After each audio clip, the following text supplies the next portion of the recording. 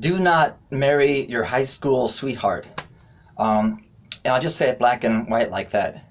I was browsing the internet yesterday and saw that a headline linked to Huffington Post, a woman who she married her high school sweetheart. I think she's like 20 years old. No, 23 years old. She's still very young. So they get married when they were 19 years old. And saying that she looks back now and flat out says it was a stupid idea, although they're still fairly happy together. But but hey, give it 10 years and see what happens. I think you're gonna find. Well, look, even if that high school, even if you think it's a great relationship, that you're gonna be happy together for a lifetime. Well, you know how I feel about marriage. I don't believe in it, and it's not for a selfish thing. I don't want to love someone like that they are stuck with me. You'll see this in my other videos when I talk about my concept of love and my philosophy, my experiences. Man, I think one of the themes of my book and my perspective is you need to date. You got to try really lots of relationships to figure out what it can be. What you want, what you don't want, and again, I say what a relationship can be, because sometimes, man, it's awesome. I've had it, and guys, it's worth searching for. I really think that too many people are willing to settle for less out of some need to be married, to feel successful, to be in a relationship. If you have any kind of inner voice or a feeling that you need to be in a relationship, you gotta quiet that. You've got to get right. You got to work on your psychology. You really, because you don't need anyone, and you shouldn't feel any pressure from society, from your parents, to whether other people are gonna think about you and your life, and that goes for all sorts of topics, but certainly in relationships. Be your own person. Be a whole, complete person by yourself, and not feel that you need someone else to make you happy or complete. So, again, I guess it might be kind of hard to hear if you are like in high school or college and you're still with that person. I would encourage you, again, check my other videos and maybe come to a different position on marriage, because I think what I call for my unconditional, evolved, just a mature vision, a way to think about actually loving someone.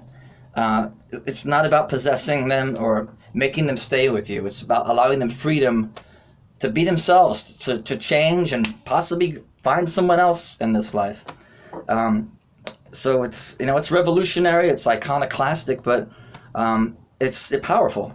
I'm telling you, I guess I'm holding myself out to the world as a relationship expert, because I've been in lots of relationships, tons. I never got married, and my longest relationship was, I think, about 8 months,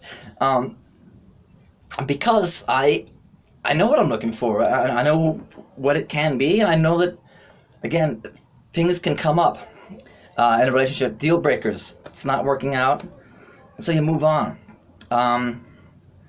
Doesn't bother me. I wish more people had that kind of that understanding and that fearlessness to get out there and flirt and get involved in relationships and try it out.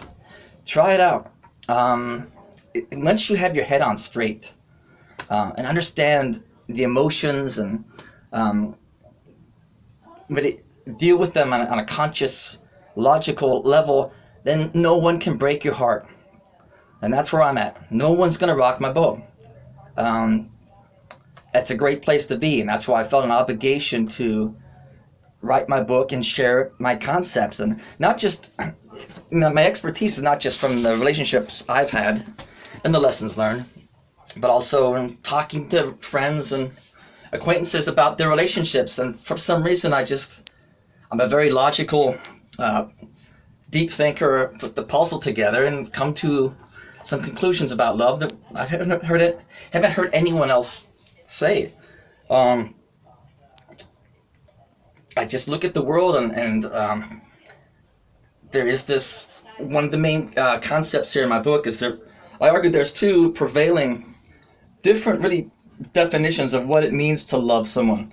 And what you hear from the media, the TV, and the movies, and and pop songs, that concept, the way they talk about it, I need you, and the bitterness and the jealousy, that to me was not my concept of love at all.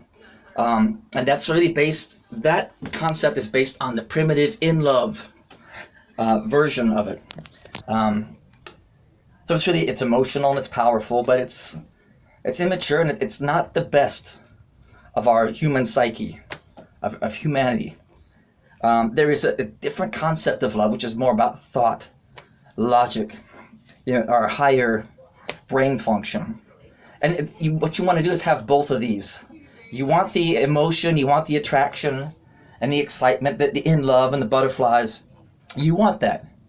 But you need to have this more evolved, more mature love at play also, which is basically the same love you have for family and closest friends. It's just about respect and honoring them, appreciating them as a human being, based on, and it can only develop over time, having quality time and really getting to know and respect and understand that person as just hopefully a great human being.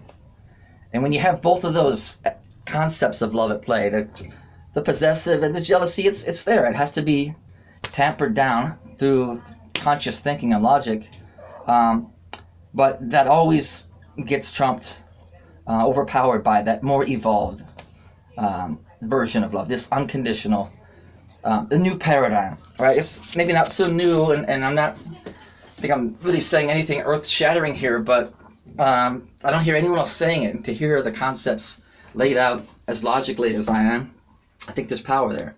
I think it will help people just think about love differently, so there's nothing to fear. Again, no one's going to make or break you in this life. You've got to get to that level of maturity and just self-actualization, and just loving yourself and saying I'm good enough.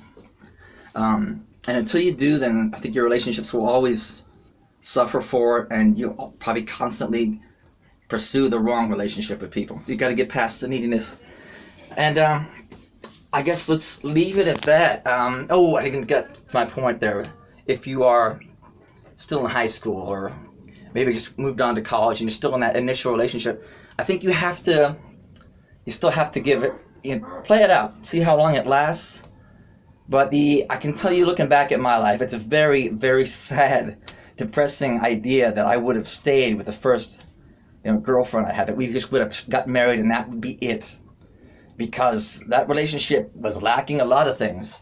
And I wouldn't have met so many other great women. And I learned so much about myself and the world, and grown. So I guess, and when I was young, I was naive and thought, that's kind of a romantic idea, right? That I'll just marry the first girl that I start dating. I'm telling you, don't do it. Do not make that mistake. So I guess that covers it. I'll keep sharing the videos. Like, subscribe if you like. Get the book out, but it's not a perfect book because I kind of rushed that book. I wanted to get it out, hopefully get a name for myself, because I know my views are controversial, so that I could preach, Bernie Sanders and get into politics, just get a name, a voice in this world, some notoriety. So I rushed it. So it's not a perfect book. I don't want to really charge a lot of money for it. So hopefully these videos will help people, and we'll see if I can, get some media presence.